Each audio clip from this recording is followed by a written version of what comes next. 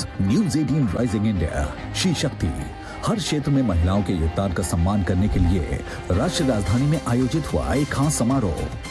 इस एपिसोड में हम बात करेंगे उन महिलाओं की जो अपने खाकी से लेकर मिलिट्री ग्रीन तक की वर्दी के लिए जानी जा रही हैं। जानेंगे इन स्त्री योद्धाओं को किन चुनौतियों का सामना करना पड़ा और इनके सफर में इनका साथ किसने दिया। Good evening, ladies and gentlemen. It's great to be back, specifically on this panel, because here's a personal story. I am the daughter of a fighter pilot in the Indian Air Force, and so it gives me a lot of pride, and it is my privilege here to speak with these ladies here, these officers here, who've really been the torch bearers for gender equity and gender balance and gender parity as far as our forces are concerned. Let me just set the context here for where things currently stand now. We have women officers across the three forces. In fact, if you take a look at the Army, in the officers category, excluding the Medical Corps and the Dental Corps, the percentage of women officers in the Indian Army today stands at just under 4%.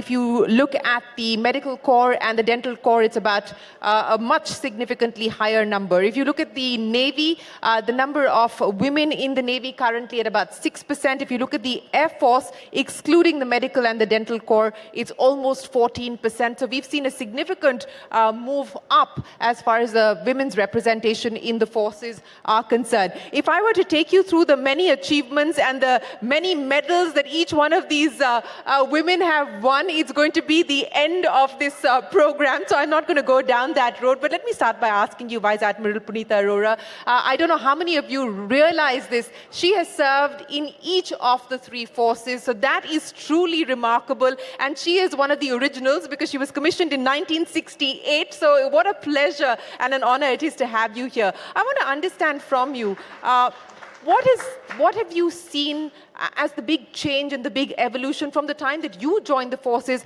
and as you look at where the forces are today? Thank you so much. Now, I joined Armed Forces in 1968, as she has already mentioned. And we were the first one to be commissioned as a permanent commission. Earlier, they were only short service, means the woman joined, stayed there for 2 years, 3 years, and then, of course, they left and they went. So the forces, the organization was not used to having a lady officer as a permanent commission in them. So they never realized they are going to be there permanent with us only. So the challenges, my whole life was full of challenge only. And the main challenges came from three quarters. The first one was my colleagues, my own age group and the junior ones. The second challenge came from my seniors in my own unit. And the third challenge was from the organization itself. The challenges were because these people at Armed Forces was mainly a male-centric organization. They had seen ladies in their house as a housewife, their mother, but they never saw ladies who are going to sit next to them in the office and were there. So that was the main challenge. The juniors officers or my colleagues thought, my God, the lady officer, she's not going to work. Probably she will say, I want to take a leave, I have children at home, and she's going to give all kind of excuses so that she can take leave. My seniors also probably were not used to it because they never seen a lady officer coming and working with them. And my organization, because there were no rules and regulations meant for the lady officer. Everything was for gentlemen officers. I only say one thing when people ask me, are they for the young ladies? What? I say, see, when you are going to be the first one in that field, everything depends on you, how you perform. If you perform well, you will open the floodgates for other young ladies to join that organization. Absolutely. But if you fail, and then you have got nothing to, give way to these others. I don't take pride or I don't say anything, but let me tell you that at my level and all my other lady officers who are there, I give credit to all of them, they have paved the doors opened for the other officers, lady officers, to come into the armed Absolutely. forces. Ladies and gentlemen, a big round of applause. As I said, the original paving the way and opening the doors for so many of these officers that we see here today. Sonel Mishra, let me come to you. And very quickly, I want to tell you a little bit about Sonel. She's a 2000 batch Tamil Nadu cadre officer. She's the first woman IPS officer from Chhattisgarh to receive the much coveted Indian Police Medal Award in 2016. What an absolute pleasure it is to have you here, Sonel, with us. But, just to take off from what we heard there from Ms. Arora, what has the journey been like for you? Is it better today? Is it more accepting? Is the force more accepting? Are your colleagues more accepting seeing a woman in charge in uniform? I must say yes. The atmosphere, I don't know what ma'am would have faced, but definitely we have faced better times. And times are improving very fast. Because it's the critical number, Once the numbers start increasing for the women, I think everybody sees a role model, more so among women, among girls. We look at our role models. And the same happens with us in service when we look at our seniors and see that, yes, if she has done this assignment, why not I? So that role model thing helps us a lot. And the second thing is, the right attitude. Yeah. I think that is the most important thing. If we have the right and the firm attitude, everybody down falls in line. Let me take that point across to Colonel Safia Qureshi as well. And like we just heard there from Sonel Mishra, Colonel Qureshi has also served in the Northeast. She served in Punjab.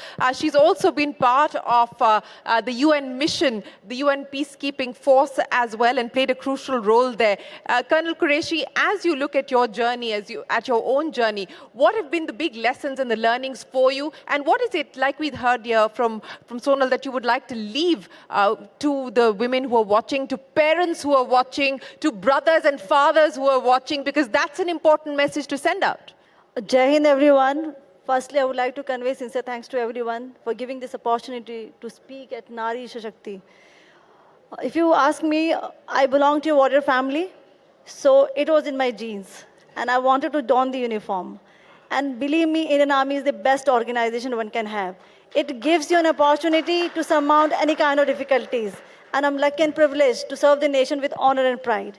Today, when I joined the army as a lieutenant, I remember I was a part of the division during the Oprakram. So what my company commander told me, Safia, if you want to earn the salute, then you have to work sincerely. Believe me, I have earned the salute and also earned the commendation card during the Oprakram. It was all because of the good mentoring I had that time. And if you ask the challenges, I would like to highlight one incident when I was in Congo. And since you all know, the Indian Army is the largest troop contributing country in the United Nations. And I was the second batch of women officer, and I had a privilege to be part of one of the operation, which we conducted during the historical presidential elections. So I was a part of the one cordon and search team.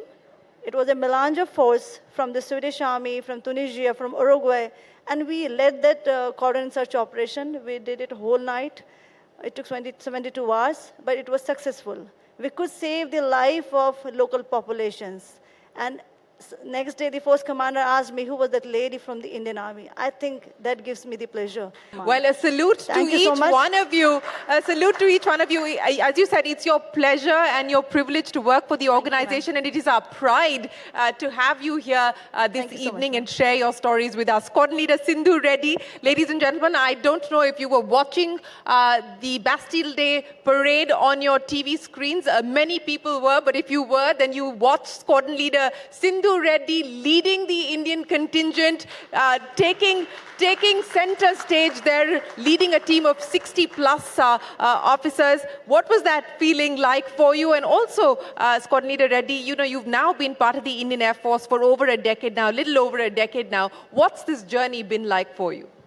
So, giving the salute to the Prime Minister on the Champs-Élysées and on the French National Day especially, tops my list of achievements as of now, definitely.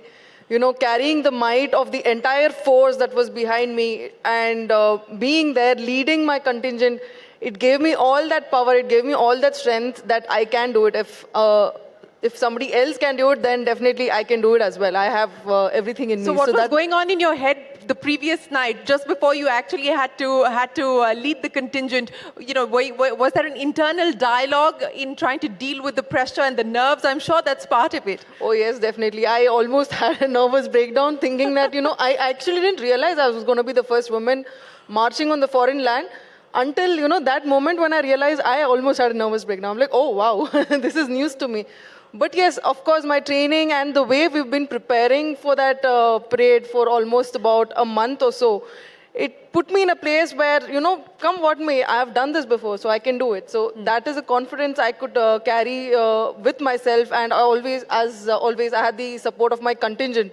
So when you have the support and when you have the might and you have your own strength, nothing is unbeatable. So that is the message that we wanted to deliver, and it was delivered in the right sense. It was delivered across the country and across the world. People who were watching. Ladies and gentlemen, a big round of applause for Squadron Leader Reddy for leading the Indian contingent. But that was on the ground. Yeah. What about up in the air when you're actually flying? What has that internal dialogue been, and what's the external dialogue also been? When you actually started to fly, what was the reaction and the response? So my dream has always been to fly, and when I was going to join the Air Force, I realized what better way to do it than to don the uniform, the pride, the respect, and fly for the nation. So that's how I entered the forces, and I chose to be a helicopter pilot because I wanted to be in close connect with all my troops and all humans on ground, because that is what helicopters finally do. You provide aid to the forward forces. You also provide aid to our civil countrymen whenever they need rescue. So that has been the highlight moment of my career. Every time I was able to help our troops with logistic support or any kind of support, and they send you back definitely with a box of fruits, if nothing, from the forward post as well. Yeah. Coming back, landing in the base and looking at those boxes, it used to make me teary-eyed. When they had no resources, they had to thank you somehow because Absolutely. you provided something to them. Yeah. And fruits as a way of expressing gratitude. What can be better than that? But Dr. Seema Rao, let me come to you. Again, for those of you who may not be familiar with Dr. Rao's work, she's often called the Wonder Woman. She has many firsts to her credit. She is India's first female Special Forces trainer, having trained the Special Forces for over 2 decades, and she's an expert in close quarter combat. Dr. Rao, I want to understand from you, what made you want to do this, and what has the learning and the lesson been for you over the past 2 decades of doing this? Well, let me start by saying that destiny had something really different for me. I started as a doctor, but eventually destiny took me to training commandos of the Indian forces. It's been a 25-year-long journey, and a journey, I should say, of glory and strife. I've had to work hard on my physical prowess because, after all, standing in front of highly trained and skilled commandos is no joke. And but when I had to, teach them certain techniques, it was obviously a challenge to me. But I took it in my stride. Every day was a challenge, but I would hone up my skills, and I would see that I would give my best. And at the end of the day, when I would get the respect of those male trainees, I train men. So when I would get the respect of the male trainees, I think the male commandos, it was very satisfying to me because for me, this was a selfless service to the country. Yeah. And I was doing it because of probably the patriotic blood that ran through my veins. My dad was a freedom fighter. Nevertheless, I think it was a wonderful journey. Yeah. And I will never forget, the respect that I earned, the satisfaction. Admiral Arora, what is it that you would like to say to young women who are watching, as I said, to parents who are watching as well, and to the armed forces to ensure that we do have a much more gender-balanced organization going forward, and people don't have to go through the challenges that you went through? Well, I would like to say one thing to all the young, women of our country, and to the parents. Armed Forces is a wonderful organization. It gives so much of respect to the women, and I think if you ask me, I always say, even I have to, repeat my life, I would still go and join the armed forces. But I've got only one advice, I will say advice or whatever it may take. It gives you so much of respect and opportunities. At the same time, we should also remember, as a woman, that it's not only our privileges what we should be looking for, we should also remember our responsibilities. Yeah. That is Sonal, what to say. very, very quickly, the one thing that you would like to say to people, once you already said don't hold yourself back, what else? I'll say within the organization, we must have more women at the right levels to give the right perspective of a woman's need. And as an organization, maybe at every level, there has to be a little more understanding of the requirements. As ma'am said, there can be different requirements at different times for a woman, but she has to put in her best. And she has to put in her double. And in police, when we were young, we got that lesson saying that you don't have any opportunity to fail, you know. Yeah. We don't have that chance. You have to succeed every time. Yes. So I think it's both ways for an organization as well as for us. Absolutely. Organization to be a little more accommodative and understanding as to what she needs at what time, and she may need certain things in certain times. Right. Maybe maternity leave, as ma'am said. But then when she comes back, yes, you are full on and you have to give in your best. Absolutely. Thank you. Colonel Qureshi. Would you like to give me a message to the kids? Yes. I would like to give you a few rules for the kids, especially new generation baby boomers. Remember, whatever you do, nation should be first and selfless service. Secondly, be bold, brave, and dynamic. Be disciplined. Be courageous. Have your own legacy. Create your own destiny. Manage time. Every one of us has 24 hours. It only makes a difference of 3 to 4 hours when you play mobile or do something else. So manage your time, which is very important. And lastly, remember, you have to think about the country first. Thank you, Jai Hind. Squad Leader Reddy, your message. So yeah, I'm very thankful for my organization in a way that Indian Air Force has opened its door for all streams for women. So that way, if any young woman, any young girl wants to join the forces, I will say the opportunities are plenty. Like, don't think that there's no opportunity. Even if it is not there, it will be made. If you have the determination, if you have the grit, it will be made. So if you want it, just go for it. Don't hold yourself back. Well, don't hold yourself back. Dr. Rao, I'm not going to let you speak. I'm going to get you to do something for us. But ladies and gentlemen, a big round of applause and a big salute to each one of them for joining us here this evening. Thank you so very much for showing us what a life in the forces is and what the opportunities are for women who are looking at a career in the forces. Thank you very, very much. Ladies and gentlemen, a big round of applause. Dr. Rao, I would request you to stay on because we're now going to see her in action. This is going to be an Eve teasing response first. So here we go. I'm walking on the street.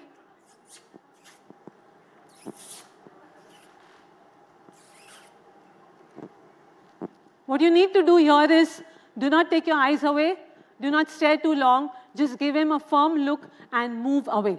The second thing, we go on to, what's the next one? Lewd gestures is the second thing. So I pass from here again. Oh, baby doll. Aha, Miss India figure hai. No. Beautiful. No, stop. And move past. The third response is grabbing the wrist. Baby, aati kya khandala? Chal आना. No. Police ko bulaungi. Bus. And you move away. Now we go on to the next response, that is to, can you tell me, Anand, what it is? To an assault. It's going to be a demonstration on vital strikes, the vital areas in the body. So the first is the eyes. Flick the eyes, hit hard. The second one being the nose. Hit the nose with the palm heel. Third one being the ears. Here. It can cause the eardrum to break. The next one is the throat. So I squeeze here the throat. In this case, one finger in the notch, the other one on the Adam's apple, and I squeeze hard. The next would be the groin. So for the groin, it could be a groin kick or simply a flick hard. I'm showing it on the thigh, it's actually done on the groin. And after that, you have the shin kick. So a front kick done to the shin. The shin is a bone here, very superficial, so I kick hard. And that's it. Maya Angelou, an American civil activist, said once, I like to see a girl go out and hold the world by its lapels. Life is tough. You gotta kick ass.